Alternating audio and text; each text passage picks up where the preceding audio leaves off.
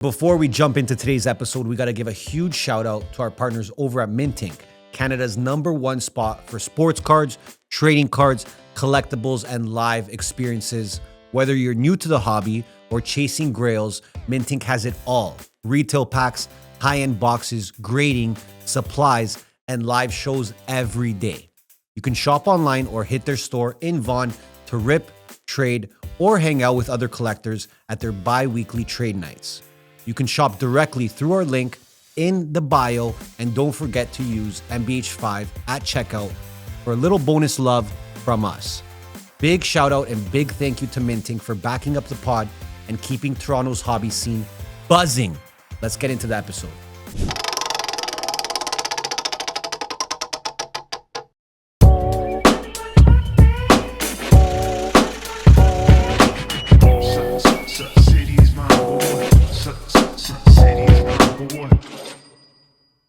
Welcome back to another episode, guys. Thank you for tuning in.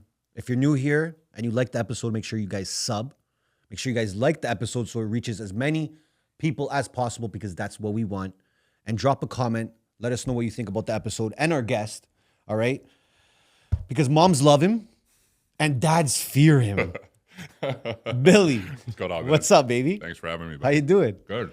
I've been fired up to have you on the pod, Yeah, we've been planning this for a little while. right? It took a little time to get this going, though. I was saying off camera, I came across your page. I think you were like 40, 50,000 followers Yeah. on Instagram. I don't even know when that might have been. Maybe. That was probably last year.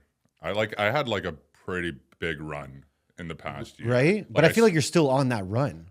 my pages have been kind of fucking eating it right now, to be honest. Really? It's been really a pretty top. Like, my engagement's still pretty solid for the most part. But like when my page is like soaring, it's like fucking going. You know what I mean? So I had like a big run from last year. Okay. And the last 6 months has been kind of a bit of a shit sandwich. Okay. Yeah. So why don't we start with when do you become Billy Love Baby? When do you become? When I started doing content? When do you Or, like, become? did I When do you Billy? become this person? When did you start becoming this person? I've always been kind of like a bit of a outrageous jackass, to be Okay. honest. Like my whole life was kind of Well, I figured you didn't just become. yeah, like it was yeah. So like yeah, one day I was like that, said, I'm tired of being a loser. No, so I've always just kind of been like this kind of a character. Okay. And what happened was I was in a band at the time when the pandemic happened. Okay. And my band manager was like, you have to get on TikTok. You have to get on TikTok. And at that time, it was just a bunch of 15-year-old girls like dancing, like doing fucking weird things. It was really like kind of a perverted app at the time. I was like, I'm not doing that. Yeah. It's fucked up. But then the pandemic happened and there was nothing to do. And my band just cut a record. We just spent 50 G's on a record and we couldn't tour. We couldn't do anything. We couldn't release it because we played rock, and when you play rock, you have to tour after. So we're sitting on this fucking record, and everything obviously came to a halt in our lives. And then I was like, what if I just start doing TikTok for the band? And like the first episode is me. My first clip I ever did was me being like, hey, Billy Love from Ascendia, saying that I'm on TikTok, right? That was like the first. If you go back, you'll see that. But so it started off as being kind of like a music account. And then I was like, well, how am I supposed to do music stuff? We're in lockdown. So I just started videotaping myself slugging weights, and that's kind of like how it began. So you were in a band. Yeah, I was in a band. And that was your job at the time? Like, Oh no, but, like the band made fuck all money. The band sucked money from me. So at that time, I was in the band, which was like my main goal. Okay. And then I was also studying for an exam called the CFA, Okay. Chartered Financial Analyst. It's a finance exam. I finished school at that time. So I was doing the CFA, I was in the band, and then I was working at the bars on the weekend. And then I was also working with my family's business during the week. So it was just kind of like a smorgasbord juggle Doing of, everything of you can. shit. Yeah, Yep. just like, when you're in like your 20s, you're just grinding, trying to figure it out. Yep. So yeah, I worked 2 jobs just like to make money, and then I was in the band, which was just literally took all my money and sucked it away. Yeah. And then I started doing content on top of that. So then I was like, okay, if the band goes or content goes, or if neither of them go, then I'm going to go the CFA route. So I kind of had like these 3 like things that I was kind of juggling. Okay. And then band just fucking died a miserable death. And Because the pandemic, though, pretty much? yeah, because the pandemic in the music industry is just garbage. Yeah. Yeah, it's pretty fucking But that was tough. like your main dream. Oh yeah. That was the dream. I wanted to be a fucking rock star. That was like my thing. Yeah. Right? So like I've posted some videos recently of like some throwback drum videos. Yeah. Like I love playing drums. I love playing piano. Like I love writing. Music's like was my #1 passion. But the industry's so tainted that I just don't even care. Like, Yeah. even now, like I could actually start creating, like I could start being a musician because my following alone. I was just gonna say that Yeah, to you. I'm like, and you know that. So what happened was the band died, and I was like, you know what I'm gonna do? I'm gonna do content so well, and then I'm gonna become a DJ and just start releasing tracks and like become a producer. Okay. And then content just started doing so well. I was like, I'm not going to that shithole again. Fuck that, bro. You fucking good, dog? No way. So that's because technically, like, dude, like you kind of reversed it now. Yeah. Where you have the audience, and now you could adapt in a way and bring the music people back. have asked me. People have asked me. They've been Were like, you? yeah. What were you doing in the band? I was a drummer, and I Okay. played. So I used to write. I used to love like my favorite thing was writing. Actually, Okay. like I used to play piano and write a lot. Sick. So that was like really my passion. And then I was like, well, the band sucks and music sucks, so maybe I'll just become a writer. Yeah. And then like, what's the best thing to write for? Like, right at that time, it was kind of like be a DJ producer, like True. write some really good DJ bangers. And then I could also do a cool live show where I play drums and play piano, and I'm doing the DJ stuff. So this was like Yep. the thing, the character I was creating. Yep. And I was actually writing with writers. Like we have some songs and some demos. And then I was just like, why am I sucking dick so hard on this fucking industry? I'm not doing this. This is fucking stupid. So I just like was like, fuck this. And I just chopped it. And like I've had people come up to me and be like, yo, do you want to do this? Do you want to do this? I'm like, no, stay away from me. And even when you were, I guess, kind of had everything up in the air, you had all these jobs, and you're doing a little bit of this, you're doing a little. Did you have a strong, I guess, belief system around you? The people around you, what was that like? Your circle, were they helping you feel confident and motivated?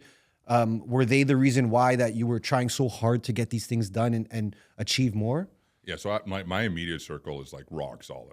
So Yeah. they were always supportive. They didn't even give a fuck. They were just like, yeah, you're gonna make it. Like we know you're gonna make it, kind of a deal.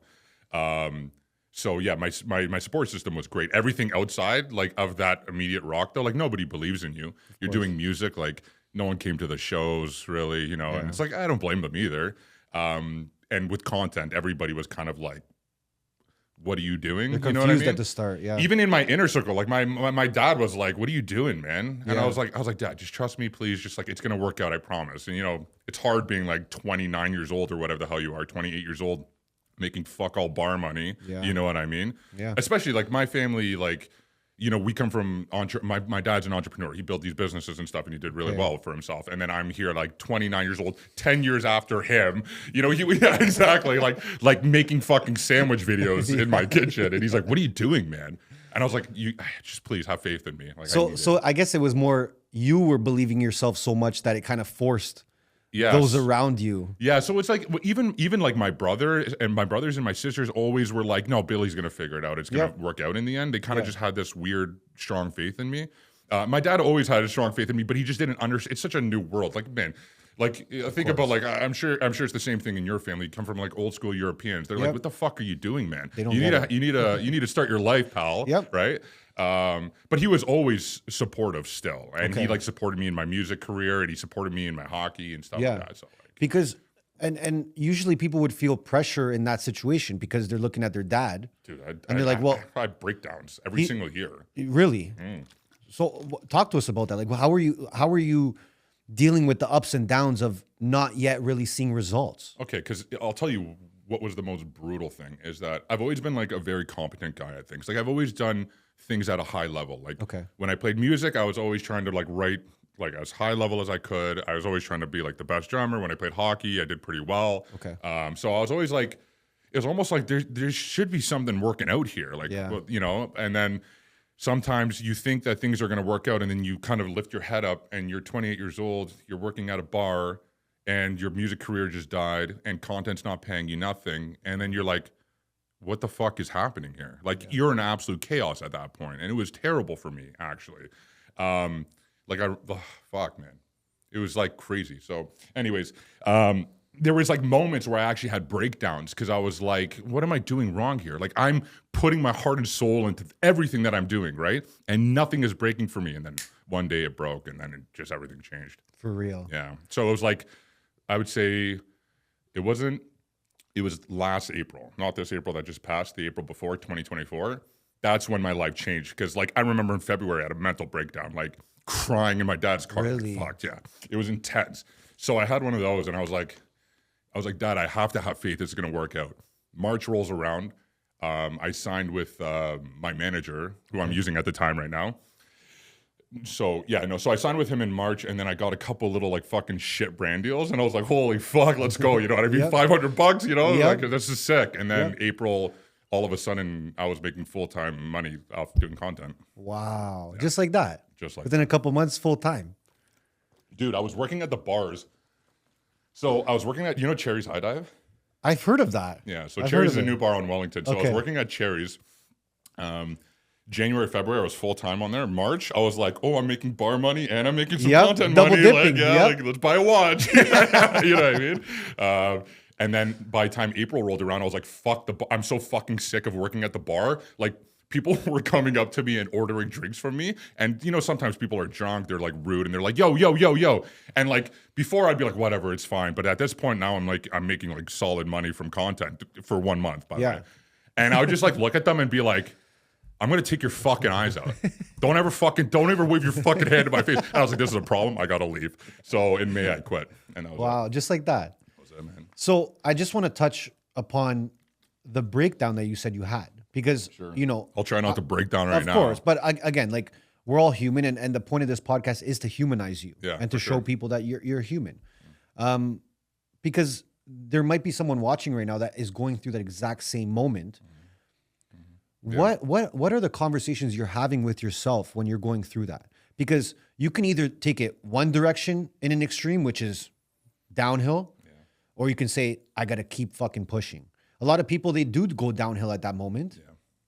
It's tough. So I want to know what you're telling yourself during those times. Do you know the story of Job? No. It's a biblical story. Okay. So this story is like resonated with me. It's like my favorite story personally. Okay. Essentially, Job is this character in the Bible, and he has a beautiful wife, beautiful kids, beautiful family. He has livestock. He has a beautiful home, and he's a devout follower of God. Okay. At one point, the devil goes up to God and says, I bet you that I can pretty much corrupt Job. And God was like, you'll never be able to corrupt Job. Job is like my most devout follower. So devil accepts the wager, takes everything away from him. His family, his kids, the livestock, right? Wow. So pretty much the story is about, without going into too much detail, is about Job having to face the most terrible times of his life, being like, God, why are you doing this? Like, why are you doing this to me, right? And then the whole point of the story is just to have faith throughout the whole thing. And in the end, he was gifted back with a new family, new livestock, and this stuff. So pretty much, I'd say that I always feel like life is that.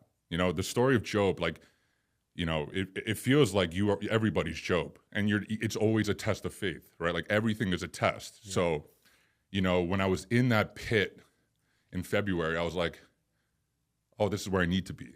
As fucked up as that is. True though. It's right? True. Like it was like so bad. Like I was like, I'm making fucking shit money. I have CFA level 2. I could be fucking investment banking right now, something like that. Yeah. You know what I mean?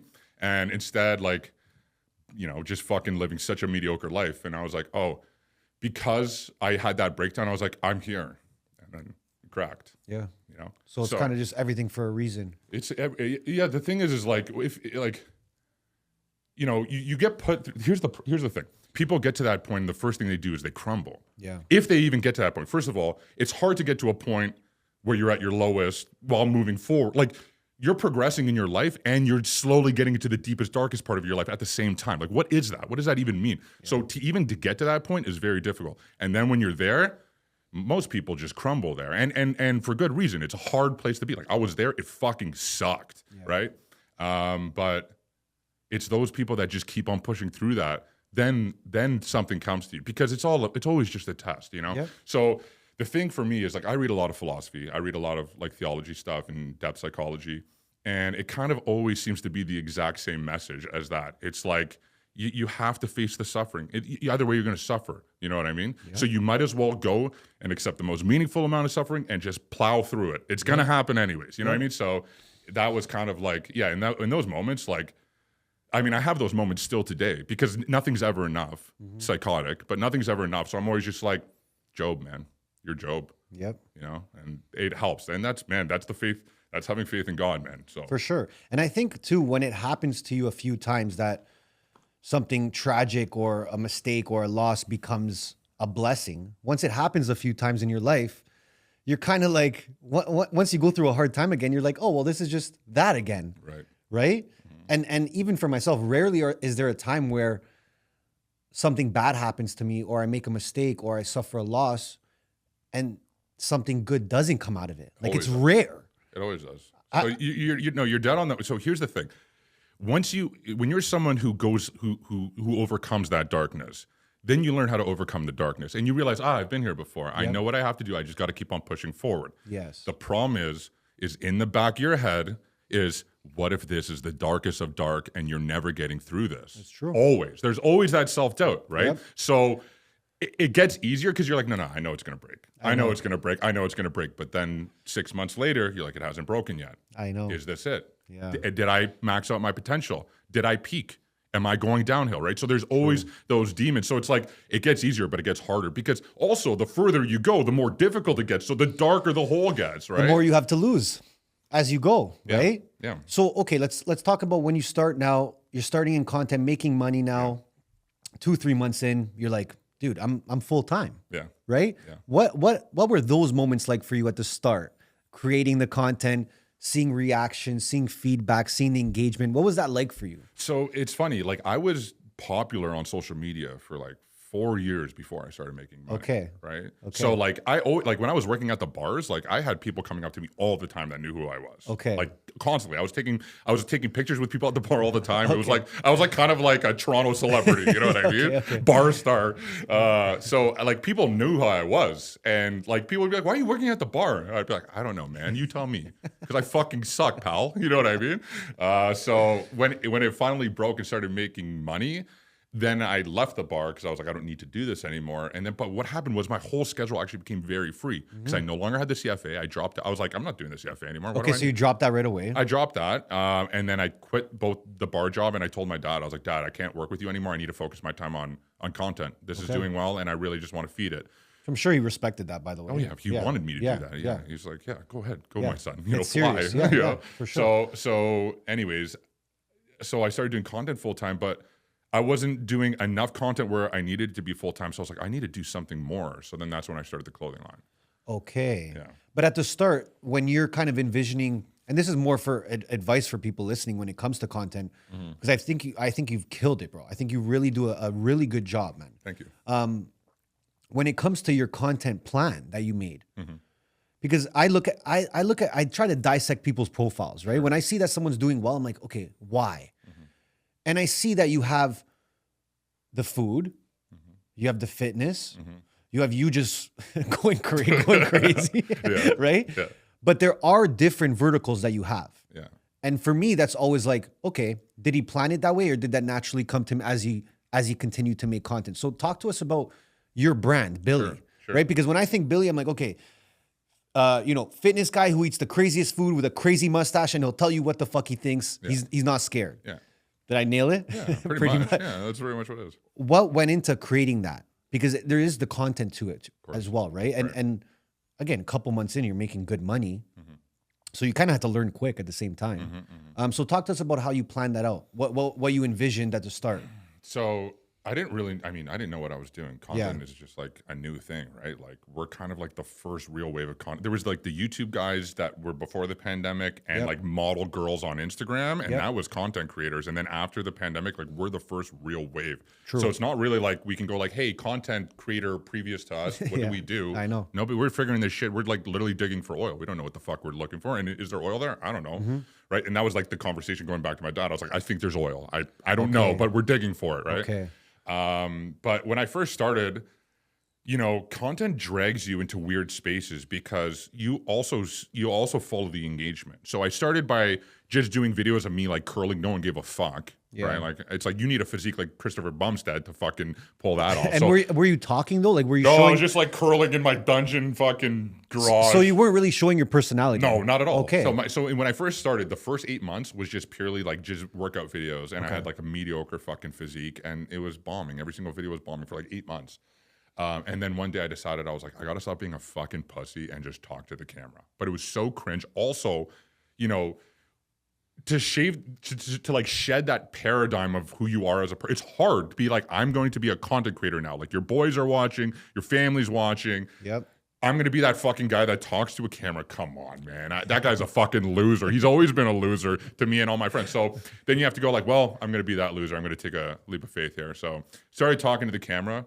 Wow. And I was like, let me just show them my journey because I feel like people would want to learn how to cut. So in April or whatever, I was like, I'm going on a cut. Let me show you. And then people started watching and engaging and started making some comments. And then I started getting views.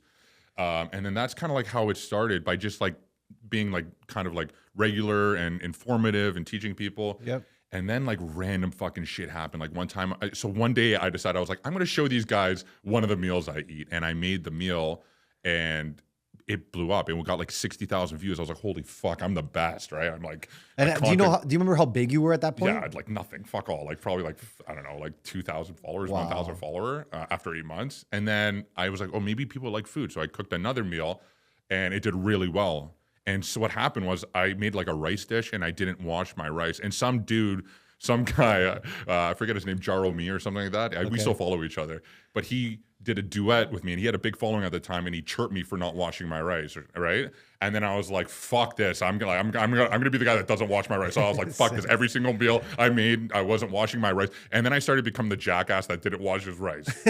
That was like the first, because, okay, so what my point is that you start following engagement. So what happened was the cooking videos were doing well, so I started going down that lane. And then me being like a rebellion to the authority of Asian culture was another thing people like to say, right? So, you know, then you start going down this road, and then I realized I was like, this is a problem because now I can become the guy.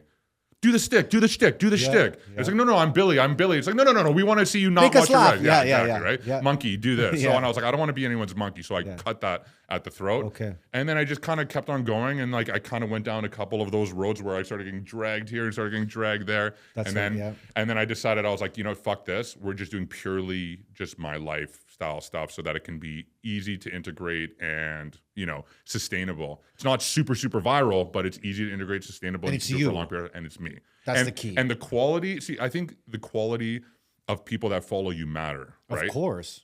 Obviously. So, you know, if I was like hanging off the CN Tower and doing extreme sensationalist shit, like people are not following me because they like me. They're following me because I'm a crazy fucking lunatic. Of course. Right?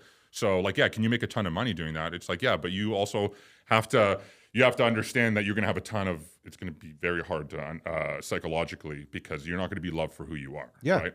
So you have to make a decision as a content creator too. Like this is very important where it's like, am I doing this purely to make money or am I doing this because like I actually want to like create and be appreciated for my creation and actually add value to people's lives in a way that is meaningful to me, you know?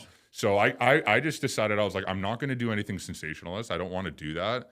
I don't really care about, I don't do any trends. I don't do any viral things. I just you don't. Okay, you want to know when the Ashton Hall thing came out with the thing? Like everybody was getting millions and millions of views, and I was sitting there like, we're not doing it. We're not doing it. We're not doing it. Right? You know what I mean? But that's just like kind of like I didn't do that. But you have to stay true. Like you have to stay true to what, like your audience can see that. That's what people don't understand. Like your audience can tell when you're doing a 180 and you're not being you anymore. Yeah. I would say, and you'll probably agree that your personality, inputting that into your content changed everything. Yeah, of course. Right? Oh, it was completely that. And I want to ask you, because you did bring it up, and I think a lot of people go through this. Like you said, I started to, you know, look at my content, see what was doing well, but then I started to veer too much, sometimes this way or too much away from who Billy is. It's a metaphor for life too. It's not just content. 100%. That's life, man. Money, social status, 100%. vices. So how, because even us or our clients sometimes, or even with Money Buys Happiness, will do something and be like, oh my God, that did so good. But is that really us? Who do you want to be? Right? That's the most important question is, who do you want to be? Yeah. What do you want to be? What do you want to be seen as? Yeah. What is your brand? These are branding questions, right? So like people think like a brand is like, oh, it's like this color and this thing. And it's like, yeah, that's part of it. But the brand is your story. Who are you? What are you? What makes you you, right? And that is so much more important in my opinion than anything else. Like, well, like, you know, I was talking to some girl and she was like, yeah, I'm thinking about doing my page. I want to get into content and I'm thinking of making like a neutral pink. And she started talking colors and I was like, you're not even close. You don't even know what you're talking about. You're talking about fucking colors right now. Like, you know what I mean? So that's old marketing. It's old marketing. Yeah. But even old marketing, I mean, like think about like all like the oldest company, like Coca-Cola. There's a fucking story there, pal. Right. So like when it comes to, you know, But you also have to balance because like you also need engagement, right? So so this is why I kind of am a bit of a dynamic person where I have cooking, I have working out, I have things where I'm like talking, speaking my mind, I have what I eat in a day, you know what I mean? So the reason why is because some do go a little bit more viral, some are a little bit more for my like hardcore niche of my audience, you know what I mean? So But you nailed that. I think that's what Instagram has become now, where you have these different types of content pieces. Like, you know, when you make a certain video, if it's a viral piece or this is for my loyal day one Billy fans. Well, you have a general idea. So what I call them is series. So I have like 4 or 5 different series, right? Okay. One of them is what I eat in a day. One of them is a cooking video. One of them is me lifting in the gym, or just like fitness in general. Like, this is my full workout. This is me doing curls, blah, blah, blah. This, you know, one of them is actually me doing grocery shop hauls. I haven't done that in a little while, but those hit well too. Those do hit really well. So I know that like if I do what I eat in a day, that's going to perform better than everything. Maybe my cooking videos do just as good, but usually what I eat in a day are my like viral videos. Yes. My videos of me just like doing curls are just going to do, you know, mediocre at best. Videos of me explaining like this is my full pull day workout, you tend to do either good or can do mediocre. So you know like kind of generally where they're going to be. But you need them all is what I'm saying. Oh yeah, of course. Because imagine you had those 5 series. But then you removed the fitness. That's one huge part of Billy now that people will not get to see. Yeah, so you're talking. So it's so funny because when I first started doing it, like I was talking to a couple people that were like working at agencies, which fucking everybody has an agency now, right? Like, so I was talking to this girl, and this girl was like, "You got to niche down, and you got to be more clean." And I was like, "Fuck you." No. I'm not going to niche down, nor am I going to become more clean. Because look at the Nelk boys, look at the Paul brothers, look at Barstool Sports. I was like, you telling me these guys don't make fucking money? Of course. For being who they are? There's an audience for it. Don't tell me, I'll never do a Shoppers Drug Mart commercial. I'll never do an RBC commercial. I'll never be at fucking, you know, any of these like super clean cut, and fuck them. I don't want to be a part of the But you've accepted that. Yeah, of course. They don't want me. I don't want them. Cheers. Like, you guys do your thing. And again, that's even something that when it comes to you're building your personal brand or your brand, what you pretty much said is like, you can't please everyone. That's what you just said. Yeah. In general terms. Nor do you want to.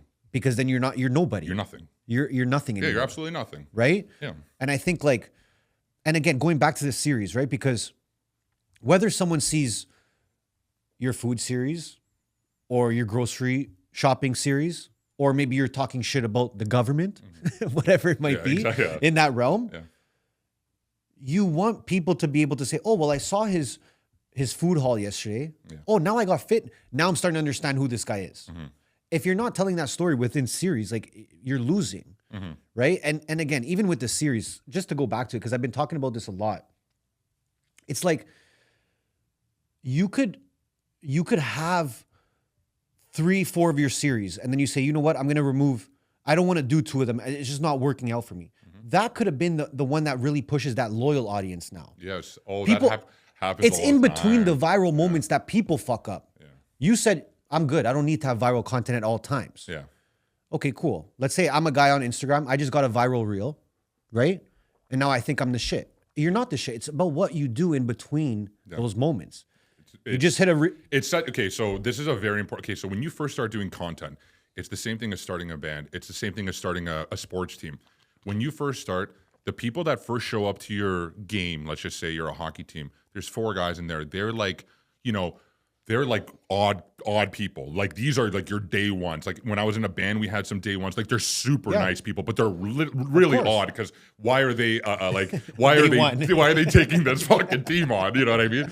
And those people are like your foundation, right? And then what happens is the next layer goes where it's people not as hardcore, but they're still fucking hardcore. So what happens is a lot of times people are chasing views so much that they forget about their super hardcore audience, right? And without the hardcore audience, without your foundation, everything falls apart. Of course. Right? So, you know, there's videos like for me, for example, that will get like 30,000, like I'll do a book review, you know what I mean? Or something like that. Or I'll talk about, like I did like my 2 favorite philosophy books, nothing to do with getting jacked or anything like that. I knew it wasn't going to be viral, but I knew that people that follow me, that are looking up to me being like, oh, I like your perspective. I like the way you look at things. They get quenched from videos like that. And it's like, okay, yeah, you got 40,000 views as opposed to 350,000 views, but those 40,000 views were very impactful and very important, and they support the whole thing. So, of course. Yeah. So, and that's something I did want to ask you too, is like, how are you judging your content? Like, how do you look at your content and say, okay, well, that did well for that, or this worked, or this didn't? What are you looking at in particular? Like metrics, you're saying? Metrics, or even, people even look at the reactions, right? Maybe you got a bunch of DMs from that book. You're like, fuck, you know what? Like, sure, I got 300K off that bicep one, but I got only half the DMs on that one, Right. as opposed to this book one. Yeah. So is there anything in particular that you look for? Because again, I don't want people to just fall in love with the views on just that. Obviously, it's important. It's important, yeah. Right? But there's more to it, where I like to pick creators' brains and say, what do you look for? Like, what do you look for a successful piece? Yeah, well, chasing views is like chasing a false idol. It's the same thing as just chasing money. You know what I mean? If you value the wrong thing, you're going to go in the wrong direction. It's inevitable, right? Facts. So like the thing is that, yes, views are important, and every once in a while you can sprinkle in a video that's like, also, this is just my philosophy, by the way. This is not like fucking written in stone and correct and objective. But the way I look at it is like, like getting views is important, but what's more important is having your brand and staying in character and being that person. And then, views come and they go, and you go through waves of up and you go through waves of down, and you find series that crush, you find series that bomb. Yeah. Like if a video series is an absolute stinker, then I'm gonna be like, okay, nobody really cares about this. It's fine. That's for me. You know what I mean?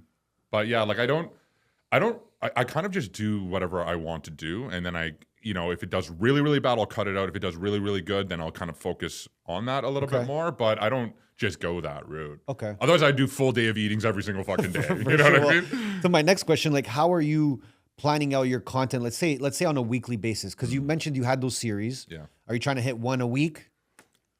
Yeah. So how's it working? So that's a good question, because yes. So I do a full day of eating every single week. Okay. Usually I do one cooking video every single week, and I'll do like 2 or 3 fitness videos, and then maybe one educational, maybe one philosophy related, one just kind of like random. And that's kind of like how I space out my content. Okay. It's a really good thing because it works for me right now, but it's also a bad thing because once you have too much order, you stop being creative, right? Sure. So every once in a while, I'll just shake the fucking bag up and be like, okay, what are we doing? We got to switch this up, because, you get to plateaus, right? And the plateau is happening because you're being too routine sometimes. True. Sometimes to break out of that plateau, you have to like change up your routine a bit. It's like anything else. So yeah, you kind of just. So you've noticed that though on socials, like if you've been posting like a similar schedule for like 6 months. Like, okay, I'll tell you, for example, like my full day of eating videos, I post them at 3:00 on Friday, every single Friday. I haven't posted them in the past 4 weeks because I'm on the bulk right now, but I'm technically eating at a deficit, and nobody wants to watch someone eat 2,500 calories. It's so boring. It's like, here's my one egg. You know what I mean? Like, people want to see me like crush a rack of ribs, right? Okay. So I haven't done them for the past couple of weeks, but when I start doing them, which is probably going to be like next week, every Friday at 3:00, I release a full day of eating video. Okay. Religiously. Okay. You'll see that. Yeah. But then the rest are like maybe Thursday. And I try and space out, so it's like, weightlifting video, cooking video, what I do in the gym, and then I kind of just like stagger them a bit. And then in terms of, monetizing as a creator, probably a question you get a lot. I get that shit all the time. Right. I want to make money as a podcaster, as an influencer, as a fitness trainer online. Yeah. What have you noticed about you being able to monetize? Like what have you had success with, you think, that has allowed these brands to want to work with you? Mm-hmm. Right? Yeah. And maybe some things that you've learned about working with brands this past year, maybe. Okay, there's 2 things I'd say to that. Is, once again, one, don't chase the money, because that's the biggest problem. What you do is you build your brand and you have character, and you stay on that fucking brand. So my philosophy has always been, I'm going to be undeniable. They're going to come to me. I don't care. I'm not going to chase after anybody. Yep. That's just how I am. Because I did that in the music industry, and I was literally knocking on doors like, hey, please see me. Please see me. And they're like, fuck you. You're garbage, right? Yeah. And I was like, why can't anyone notice me? Like, I was networking. I was reaching out to people. I was doing all this stuff. Yeah, maybe my music sucked. I don't know. Fucking maybe I'm delusional. I'm an idiot. But, the thing is, what happens is when you chase after people, the power dynamic switches. Mm-hmm. You need them. They don't need you. So I said, fuck that. That's the reason why it was so hard, because it took 4 years to fucking become undeniable, essentially, right? So I was like, fuck that. I'm not chasing after anybody. I'm going to work my ass off until they come to me. Okay. And I'm not going to do anything that they want. I don't care what they want. I'm going to do what I want, and they can come to me or they cannot. I don't give a fuck, right? So that really, really helped, because it filtered out all the brands that I didn't want to work with, and all the brands that want to work with me. Like, they're a little bit more, chill. Like, for, I mean, for a brand to work with me too, you have to be a little more edgy. Like, of course, right? Like TD Bank isn't coming up to me and being like, "Hey, can you sit in the corner on the cuck chair there and smile?" You know what I mean? Like, it's not happening, right? But like, like brands that are more like fitness related, kind of more edgy, and they have a sense of humor, and they understand that I have a sense of humor. That works really well. The other thing I would say is I never bend on my rate. Okay. Never. That's important though. The only time I'll ever like bend on my rate is if it's like, I love this company so much. They're so small and like, I don't care. I just want to work with them. It's fine. Yeah. But like whenever brands come up to me, like they give you the devil offer all the time. Undervalued for what you're worth, but you totally take it. Yep. You know what I mean? Yep. You always say no to the devil's offer. Always. You have to. It sucks. It fucking burns. You say no. Because the second you start accepting underneath, you'll never be valued at what you should truly be. So, you want to hear here's a hilarious story. So my first, I hope he doesn't see this, but my first real brand deal, what do you call it? What are they called? Beyond Meat, Beyond Steak. Yeah, Beyond Meat. Yeah, Beyond Steak was my first like real big like brand deal. And this guy calls me and he's like, "Hey man, like." I sent him my rates, which weren't my fucking rates. I was like, holy shit. Anyways, so sent him my rates. He was like, listen, man, unfortunately, we're not going to be able to reach your rates. We can only give you $7,000. And I was like, holy fuck, that was like amazing. I was like, let's fucking go. Got right? him. Yeah, let's go, right? And then I was like, yeah, let me think about it. And I hung up the phone. Classic. And then I called him back. I was like, hey, man, $7,000 is a little low.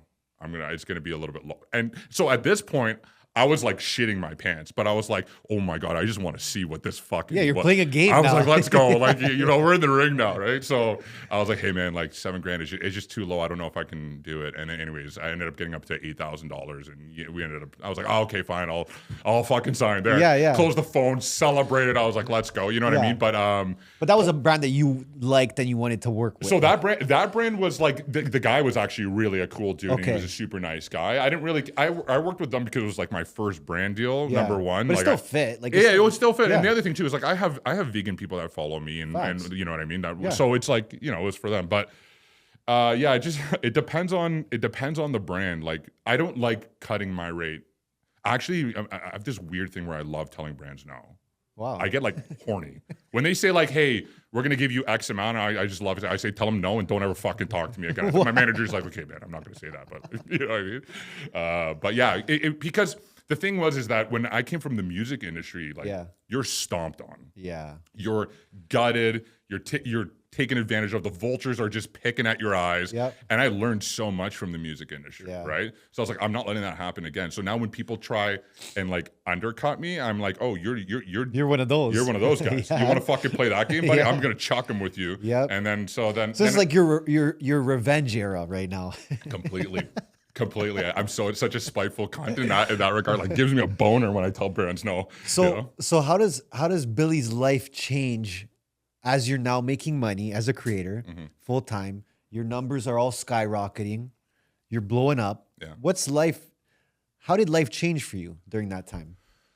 I mean, things got a lot better in the sense that it was like I was finally seeing like the fruits of my labor come out. So that was really nice. Also, it was like nice to like let everybody know that everything was going to be okay. You know what I mean? Like things are working out. But like I was working like I said, 2 jobs, and I was doing music and I was doing content and I was doing the CFA at one point. It was like extreme. Yeah. Like the amount of time I spend working is the same. I'm just doing higher level stuff now. You know what I mean? So I have my clothing line. I do content full time. I just started doing YouTube long form. I'm doing a bodybuilding show next summer, so I'm really training for that. I have a drink company that I'm working on right now. And I'm also working on a fitness app. So dude, I don't even fucking save breathe. some for the rest of us. Come on. It's so funny because I got back from Miami on a budget. My friends were like, "Let's go for a drink." I was like, "Where, man? When? How?" Yeah. You know. So my life has not. So that's the thing. I think this is kind of important, tying back to as you progress, things get harder. It's like. People think that as you become more successful, things become easier. And it's like maybe for some people, but I'm just the kind of person that's like, I want to take on as much as possible.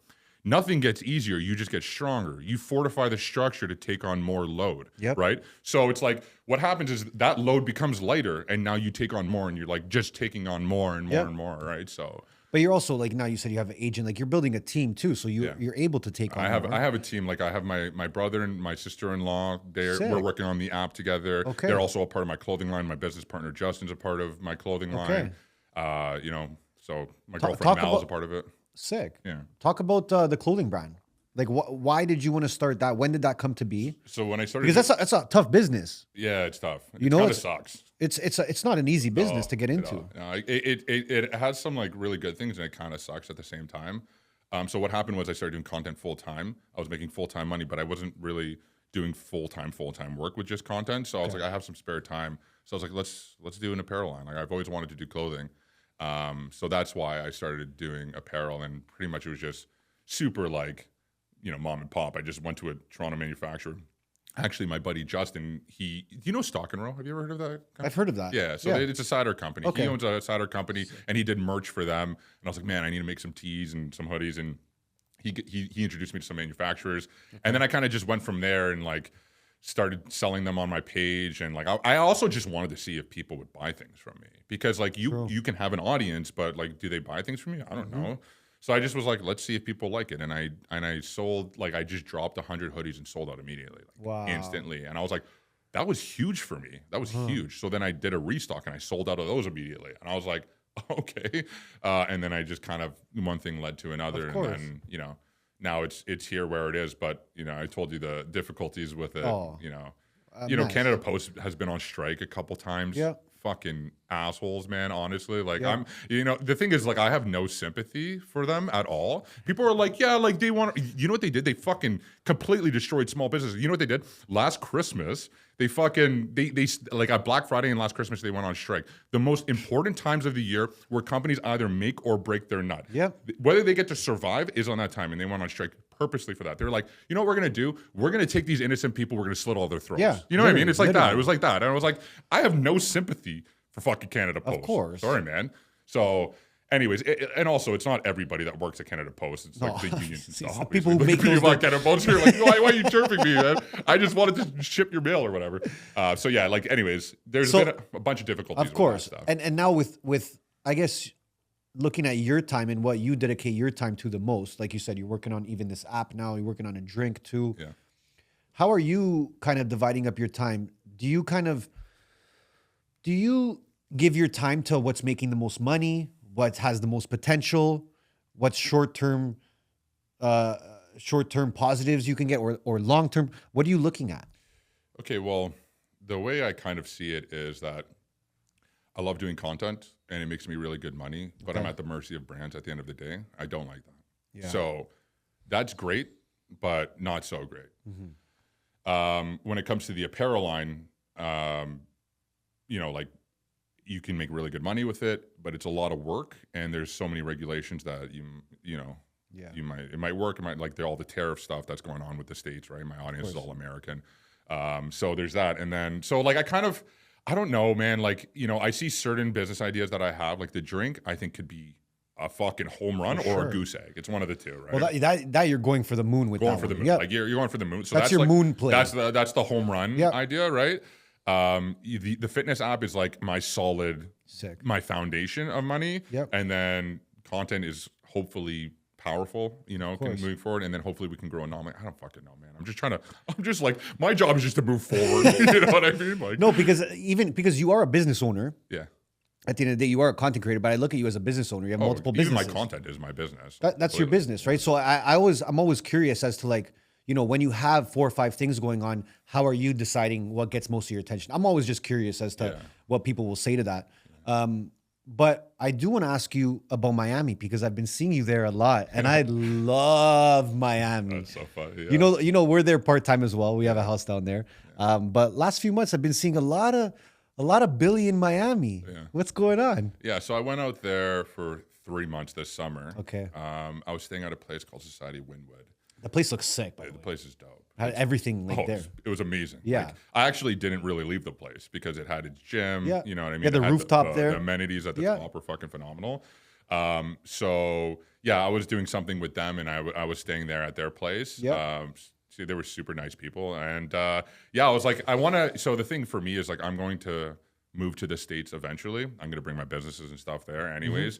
So I'm kind of just like going to different places in the States to see like, is this going to be a good place for me to live? Is it not going to be a good place? So that was kind of just like part of the run of checking out places in the States as potential areas to live. And I was like, absolutely not in Miami. Not in a fucking billion years. What? Why not Miami? Tell me. Miami. Come on. Okay. But here's the thing, because like you were there and you were locked in. Yeah. Like you weren't going for a weekend to party your ass off. You went and actually lived for 3 months. I went for 3 months to live, and I actually like it was spiritual for me. It was the opposite of partying. I was like reading my book a lot. I was reading my books and like listening to a ton of podcasts, exercising like a mental case. So dialed in on my diet. It was so what was the problem? So the thing is that Miami is not a conducive environment for much growth. I find like in some ways it is like.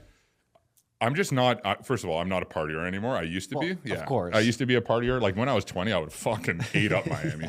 But yeah, for me right now, like I'm done drinking and partying. I don't care to be a part of that at all. And that's really like kind of a big part of the center of like the culture of Miami is around the partying. I would debate you on that. Okay. What would you say? I would say that's the tourist culture. Okay. Because when we go, and we do the same thing when we go, we're there 3-4 months because, you know, that's how you get the most out of it. You don't just go for a week and party a few times and you're done. I found it to be super motivating because the amount of money that circulates in Miami. For sure. And I'm motivated by fancy things. That's how I am. If I see a fucking yacht, I'm like, I need that too. Like, you see, that's just the kind of guy. Not everyone's like that, right? But I also think there's a lot of young entrepreneurs there. Yeah. I think there's almost a huge creator hub now where a lot of people from New York and LA headed to Miami. You don't have many taxes there to pay. Yeah, people love that. Yeah, for sure. I personally love having the sun all times. I don't. You don't like having the sun? No, I want to be miserable. And so cold. There you go. So we're gonna get you gotta get right back to Canada then. You know what? For me, I think in our space, and again, it's not very different from your space. This is why I'm saying this. In the podcast world, we've had a lot of success because the US is ahead in media. Of course. So they get it. They've been podcasting already for 10 years. So when we come in there, they get it already. Oh, you guys have, I get it. Cool. Collaboration-wise, I feel like it's easier to collaborate with big names there too. So you add that all together, and I'm like, for me, it's a great place at this point in my life. Right. Am I saying that because I like to party? I don't party either. Yeah. I'm not in that whole world either. So I like Miami for those things. Now, you probably just disagree with me on a few things where it's like, okay, I don't care about the sun. You're like, I don't care about the fucking sun. Well, there's your answer. It's nice, but I couldn't live somewhere hot year round. I don't think I could be somewhere hot year round. Okay. I need changing seasons because September, when it starts getting cold, it's like work time. It's time to fucking bear down. How about working with, did you collaborate with anyone when you were there? So here's the thing. Like, I understand, the reason why I went to Miami is because I understand the appeal of Miami and the potential of Miami. Like, the whole reason for going to Miami was kind of like the potential of Miami. Like, first of all, it's in America. The fucking chugging engine of America. That's huge. Second of all, it's a hub for content creation and creators in this space. So makes complete sense why I'm not saying like Miami's a no for people. Don't go to Miami. That's not my point.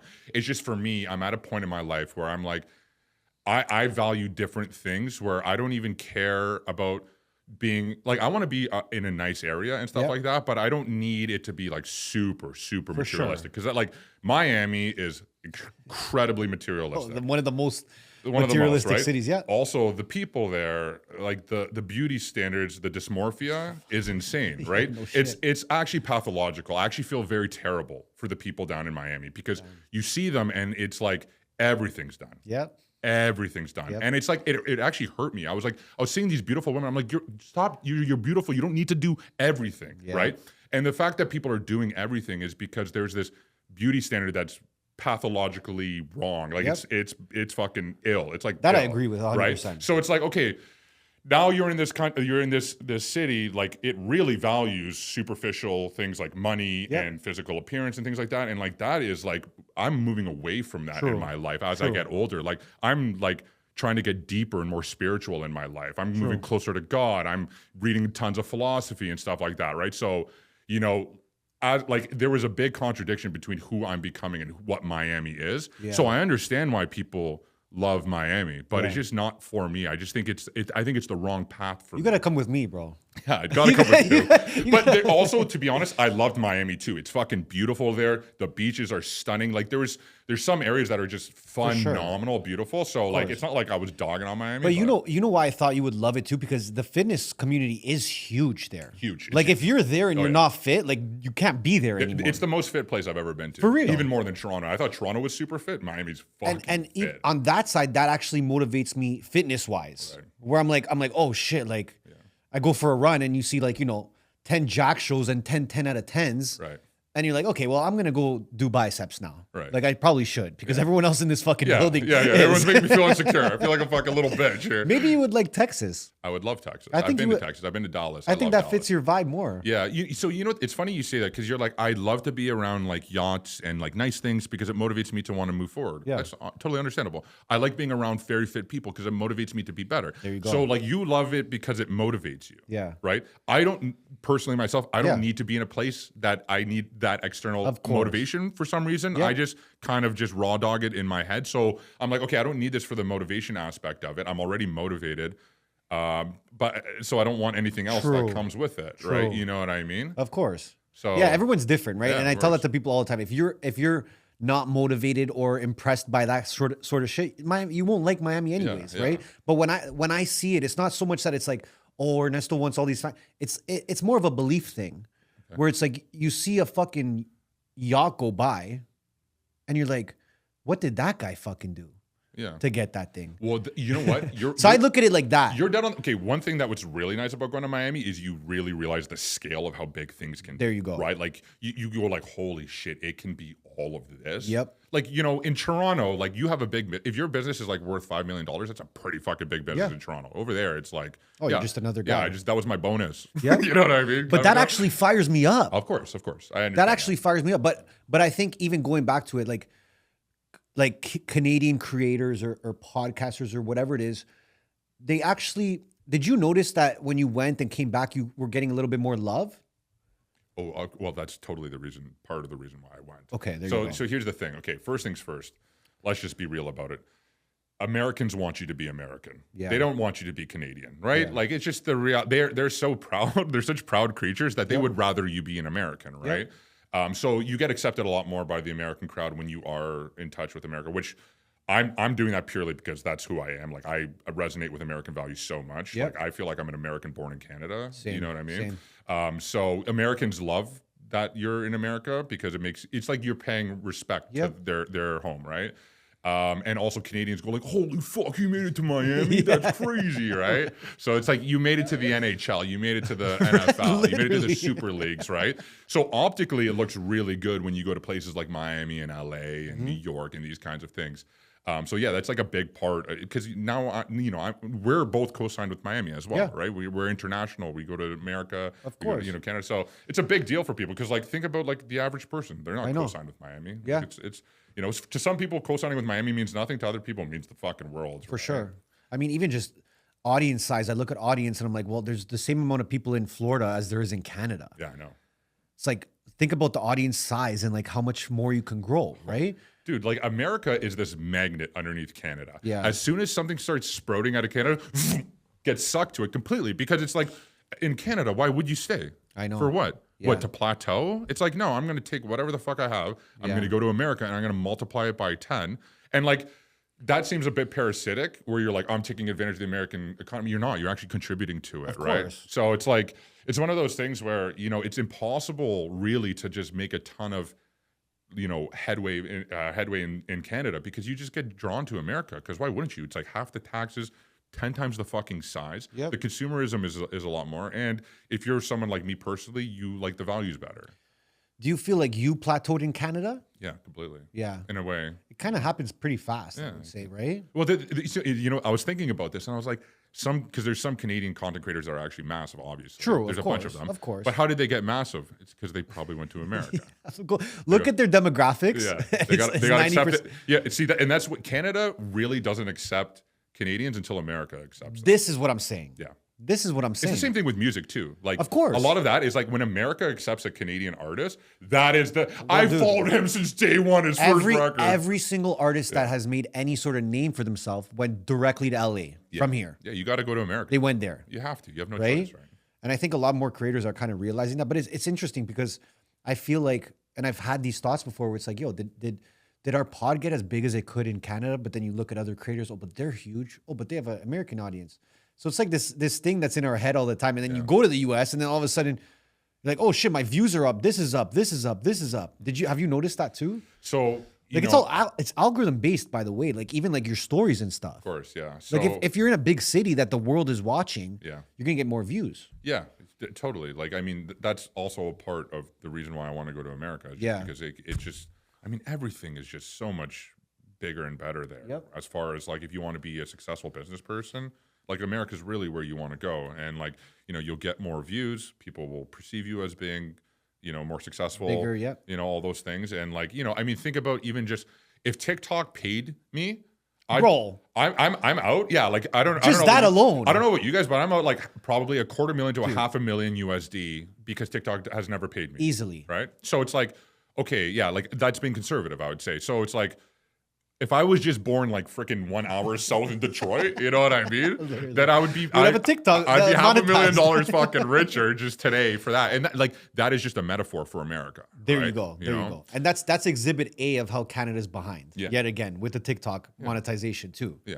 Because there could be hundreds, if not thousands, of creators here making all kinds of fucking money. Of course. Yeah. If they did that. Yeah. And we produce a lot of talent. That's the thing. We do, but it just leaves. Yeah, it leaves. It goes to America. Yeah. Right? Why wouldn't you? When are you trying to make that move by?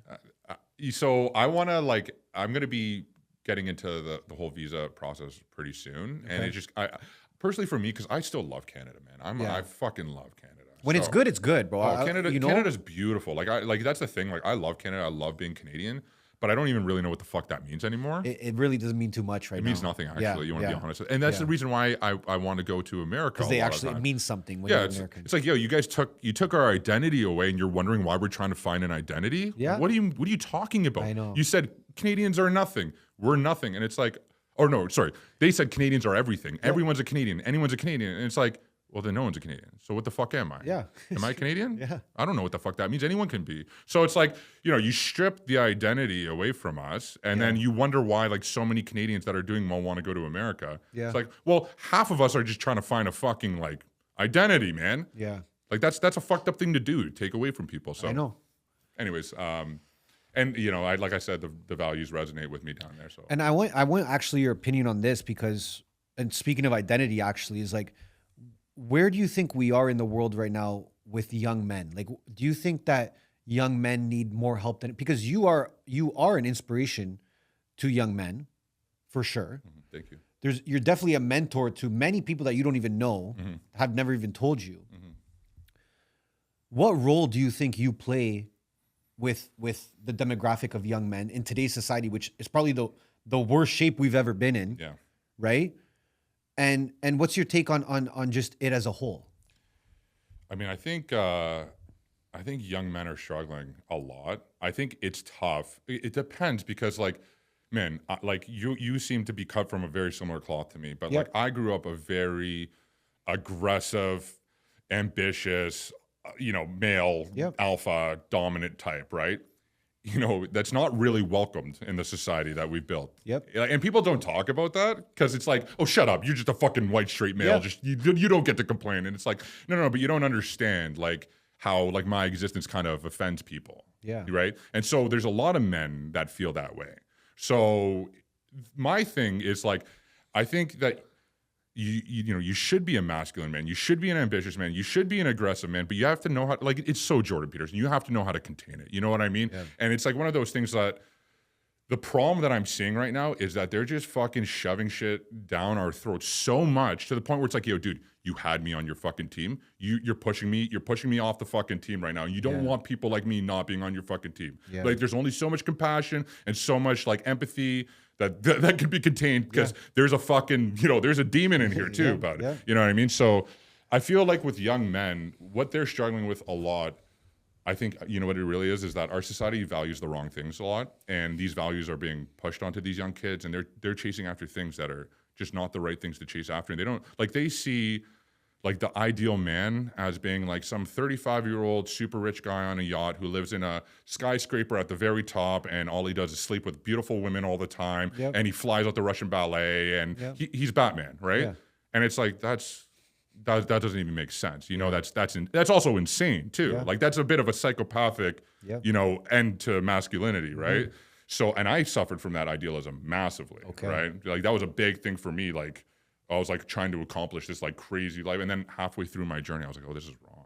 Yeah. This is like it's not a good goal to go And you after. think you wanted those things because of everything we're being fed? Yeah, of course. All day? Yeah, well, Yeah. I mean, like even just something as simple as like, oh yeah, like the guy gets the most pussy. That's who the man is. Yeah. It's like what a sick and disgusted, twisted idea of what a man is. That's really what it is. That's like a departure from virtue, right? Completely. So it's like, you know, and young kid, and man, I was possessed by that fucking thing. sure. I was like, oh, I got to be the most. I have to sleep with the most women. I was never like that, but like it was the idea that's in your head because you get the most women, you've made the most money, you have the most status, everyone looks up to you, you're God, right? Yeah. And it's so wrong. It's so insane. Yeah. And so a lot of young kids, like that's the reason I don't want to bring it here if you don't want to, but like the Charlie Kirk thing upset me so much. No, I want to bring it here for sure. Oh, okay. So I was going to bring it right here. that thing, the Charlie Kirk incident upset me so much because Charlie, I saw as someone who was trying to restore certain type of values to society. Like he was like, get married, have a family. Like stop just being a fucking whore, a lustful whore that, you know, kind of caves into hedonism, because that's the problem today. Like people essentially what happens is everybody wants to transcend and grow and transform. That's like the purpose of living is individuation and actualizing potential, right? And there's a feeling you get from accomplishing goals. What's a good substitute is hedonism. The only difference is hedonism lasts for about a second and then you're fucked, right? So what's happening is people are trying to substitute aiming for this goal and moving towards this goal with drugs, sex, fancy things, because that makes them feel the same way, but then they end up with nothing, right? So the problem is values right now. And Charlie was coming in and kind of being like, hey, we should probably think about valuing this. We should value that. Now, a lot of people didn't like him because he's a fundamentalist Christian. And if you say God forbid, you know what I mean? God forbid you want to move towards Jesus. Like, why is that such a bad goal? The guy was fucking perfect. Like, write me a better story. Do me a favor. I know. You know what I mean? So it's like, I don't care if you're like religious or not. Most people are, they just don't know it. But I don't really care about like making you a Christian or anything like that. But it's about values, right? And this is Plato, this is Socrates, this is not just Jesus, right? These are they're all the same characters. So I think young men are really, you know, messed up because their values are wrong. And when your values are wrong, you worship false idols. When you worship false idols, you end up going in a direction you don't want to be, and you'll never get there, first of all. And you risk becoming the person you could be the whole time. And that's when you have the good value, which is like the true, the good, the beautiful, God, you know, like it's the same thing. It's all the same thing, you know? So I feel like right now my goal is going to be converting, you know, this idea of what a strong masculine man is, of a guy that makes $1 billion and fucks a shit ton of women like a scumbag, you know, because I think that's scummy, actually, right? And I want to turn it to like, no, that's not what it is. It's about having deep relationships. It's about transforming as a person. It's about moving towards a good goal and the thing that you value most, which should be, you know, something that resembles something like God. You know what I mean? And I actually think you have that power to do that, bro. I hope so eventually. I think I'm like kind of getting there where I can help people. You are. And when I saw the story that you posted about Charlie, by the way, I was like so proud of you. Thank you, man. Because there was so many creators that I know that they fuck with Charlie. And they didn't say anything. No one was saying anything. Actually, I was a part of the wave of no one said a people thing. that nobody was like, no one was saying anything. And I was like, fuck you guys. I know. You're fucking garbage, man. But I was super happy that you did that. And I'm like, look at this guy, bro. He has a huge audience and he's still putting himself out there, still saying what he feels. Because the stories that came after that, you pretty much, you know, blasted a few people that I guess came in your DM. I was at war with half of America while I was in Miami. But like, first of all, again, that's very brave of you. Right? Because you're not even thinking about, you know what? Fuck, I might have some people that hate this guy and about to post this. Might lose some followers now. But you didn't give a fuck about that. It's yes. Right? And I really respect that about you. When I saw that, I grew a lot of respect for you in that moment. Right. Thank you. But with that moment, like how do you deal with that type of reaction from your audience? So, yeah, I mean, thank you. I appreciate everything that you said there. I mean, that was a fucking tough moment, like in general, because like people, like, you know, I exude a ton of confidence and I don't feel fuck you. And I am very much like that, but I'm also a human being. And when you have literally half of America fucking telling you you're a piece of shit, which honestly, fuck them. My thing with the whole Charlie Kirk thing was I'm not here to talk Republican or Democrat. I want nothing to do with that. I'm a Canadian. First of all, I'm a Canuck. All right. That's number one. Number two is what I'm talking about here is morality, basic fucking morality. You can get this from the Bible. You can get this from fucking philosophy. You can get it from wherever you want. But the point is that I'm talking about morality, right? And my thing was like, this was wrong. This is objectively wrong. And if you don't stand up and say this is objectively wrong, that's fucked up. Now, not everybody has to say things. This resonated deeply with me because I actually agreed a lot with what Charlie Kirk said. I think I shared a ton of his values. There's some things that are going to be different. Obviously, I didn't study the ideology of Charlie Kirk. You know what I mean? But I really, really appreciated him as a human being and what he was doing and what he said. So when that happened and people were celebrating it, like people were celebrating. Yeah. I was like, you're fucking garbage. Yeah. You're actually fucking garbage. And the other thing too is like, I share these values. Yeah. My mom and dad share these values. Yeah. My brother and sister share these values. Everybody I love closest to me share these values. You're laughing at my values being killed. Yeah. So you're okay with my family being killed and my values being killed, right? So it's like, now this is a fucking problem. Like I've been so like, I'm not getting political. Yeah, you've been pretty chill. So chill. Yeah. I never get political. Yeah. But it's like, the second you attack my values, it's like, we're fucking chucking them. Well, you kind of nailed it. They're celebrating his death because of what he believed in. So what, if you died, they're celebrating? Of course. My mom died, they'd celebrate. That's what I'm If my saying. dad died, they'd celebrate. Right? So it's like, oh, you want you're okay with my whole family being dead based off of their values. And the other thing too is like, when I was making that video, so this is what happened. I made a video and I sent it to my brother. I was like, hey, I'm going to make this video to my whole audience about Charlie Kirk. What do you think? I had to like stress test it. And he was like, it's a little aggressive. I understand, because my brother's totally on my page. He's like, it's just a little aggressive. And I was like, okay, I'll make another one. So I made another one and it was 3 times as aggressive. And I sent it to him. And he was like, dude, this got worse. I was like, I'm posting it. So I threw it up, right? So the worst one went up. Yeah, I threw the worst one up because I was like, oh, well, clearly this is clearly how I feel. Yeah. And you could tell watching the story that you genuinely felt that. Oh, I grieved over that for like 7 days. Yeah. Like it was intense for me. Like it was weirdly super intense. I've never met the guy. I didn't know how much I like loved him. Right. So because I thought he was doing a really good thing for young men. So and did I. The other thing too is that I thought he was so interesting because I'm not a fan of Christian fundamentalism. Okay. And he was a fundamentalist. And I was like, I want to listen to him. I want to hear what he has to say. Yeah. He's such a smart guy. He has such a good head on his shoulder. I really want to know his perspective of fundamentalism because I disagree with it. Yeah. Right. So it's like you robbed me of that too. I know. You robbed me of that. Right. So, you know, I never got like a chance to like ask questions to him that I really wanted to ask or whatever, or even see someone else ask them. So it was just upsetting. And like, I think what happened when they attacked that is they attacked a lot of my values. And so when I made that post, I was like, you know who this is for? Everybody that I love, everyone that I know is my, like, dude, even a guy like you, I'm like, I know that you're going to agree with something like this. I know there's a lot of people that want to say this. So I was like, I'm going to fucking say it for me and everybody that I care about, kind of a deal. As you should, though. Yeah. You know, did you try to, when people were reacting and DMing you, because I'm sure you got a bunch. Oh, yeah. Are you the type of guy that if someone's like, you know, hating on you, are you going to try and tell them your piece? Are you going to say, well, this is why I feel, or you're just like, no, fuck off? No, what you do is you let them rot in your DMs. That's it. Yeah. How many people are rotting in your DMs? Infinite.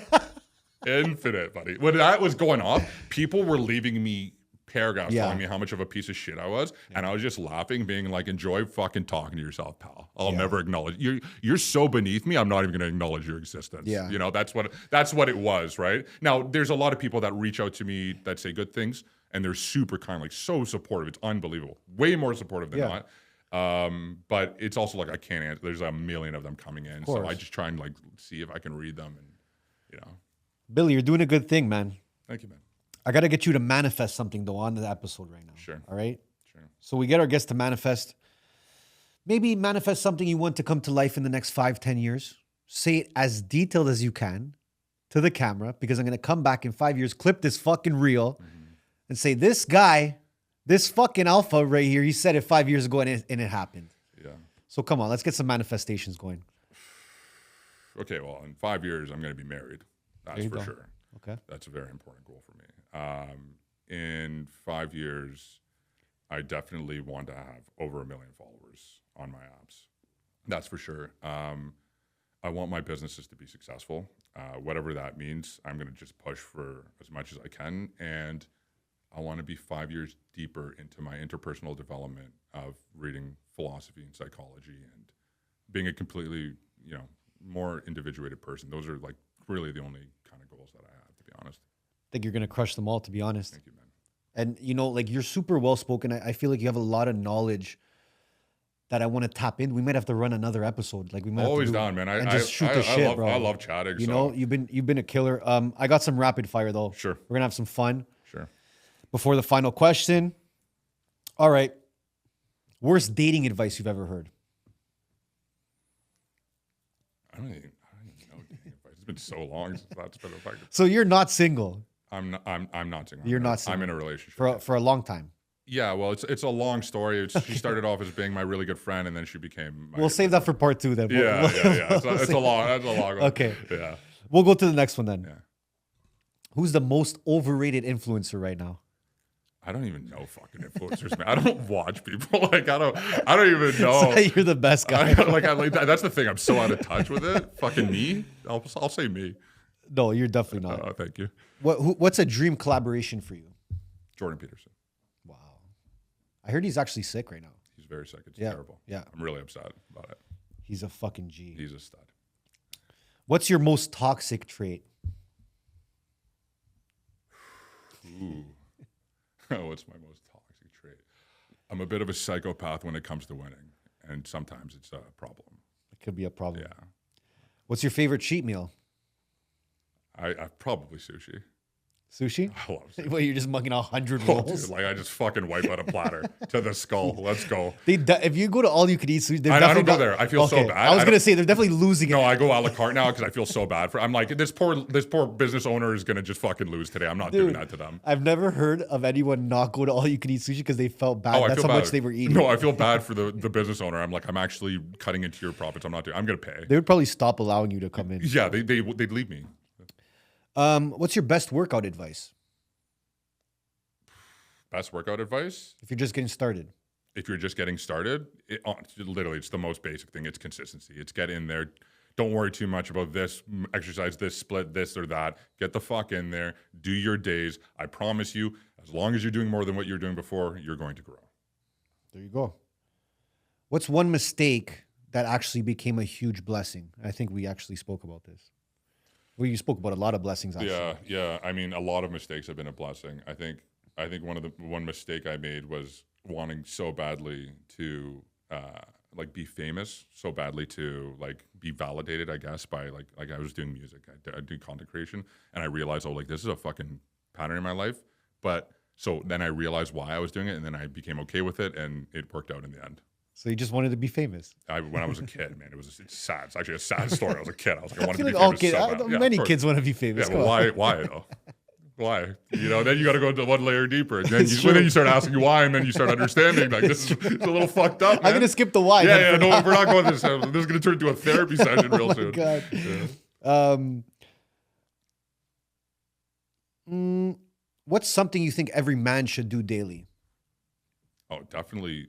Every day you should get some type of exercise in, without question, and read. Okay. Money or fame? Money. Same. Without question. All right, our final question, the famous question. Does money buy happiness? Yes, but happiness is a low-level goal. Explain that. Well, I mean, you can take a bunch of... Well, happiness is some people's ultimate goal. Yeah, they don't know what they're talking about. They're very unwise, yeah. Okay. Happiness is a low-level goal. What you're looking for is meaning. So you can take money, you can buy a yacht, you can buy a bunch of hookers, do a bunch of cocaine, and you'd be happy in that moment. Uh-huh. Yeah. But then... That's a low-level goal. You want meaning in your life. Okay, but what if let's say my meaning is maybe to help others get fit. Okay. And money allowed me to open up a gym to do that. Yeah, but you can do it without money too. True. This guy's gonna get me every time. Right? So money doesn't buy you happiness. I said it does, but it's a low-level goal to aim for. So what? Okay, let me ask you this: what makes you happy right now? What makes me happy? Yeah, what makes Billy happy? Being able to, I've been fucking doing 12 to 15-hour days every single day since I've been back from Miami. This morning, I got to take it off to come to this podcast. I went for a coffee with my girlfriend. We got to walk around, have some coffee, and have a chat. And then now I'm here doing this, and this has been a great conversation. So that's made me happy. Billy's happy, guys. I'm happy, That's man. all I'm fucking happy. Brother, I appreciate you coming on the show. What a banger. We're going to have you back 100%. Oh, man, I would love to be back. Keep killing it, man. Keep inspiring those young men out there. Yeah. And never stop being you, bro. And keep saying no to those brand deals, bro. fuck those brands, bud. Appreciate you guys. Guys, I'll drop all his links below. Go check him out. You guys probably already know who the fuck this guy is, but go check him out. Get your biceps right. We'll see you next time. All right. Thanks, man.